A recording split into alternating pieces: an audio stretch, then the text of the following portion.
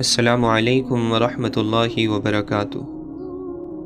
حضرت آدم علیہ السلام اور حضرت حوا علیہ السلام کو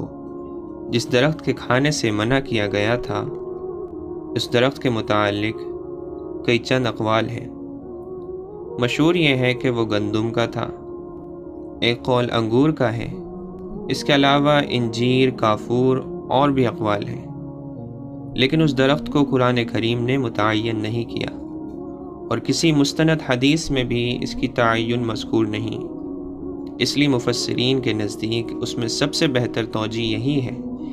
کہ جس کو قرآن و حدیث نے مبہم چھوڑا ہے، اس چیز کو متعین کرنے کی کوئی ضرورت نہیں ہے، بلکہ اللہ ہی بہتر جانتا ہے کہ وہ کون سا درخت تھا، کیونکہ اس درخت کی تعین کرنے پر اور نہ کرنے پر ہمارا کوئی عمل یا کامیابی تو رکی ہوئی نہیں ہے،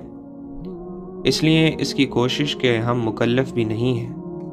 انبیاء علیہم السلام کے واقعات میں ہماری نصیحت اور عبرت کے لیے جو پہلو فائدہ مند ہیں، جو مفید ہیں، قرآن مجید میں وہ بیان کر دیے گئے ہیں۔ باقی اللہ تعالیٰ کا آدم علیہ السلام کو درخت کے پھل سے روکنا ابتلاء و آزمائش کے لیے تھا۔ بعض اہل علم فرماتے ہیں کہ اس آیت میں ہی اشارہ ہے کہ جنت میں ان کی رہائش عارضی ہوگی،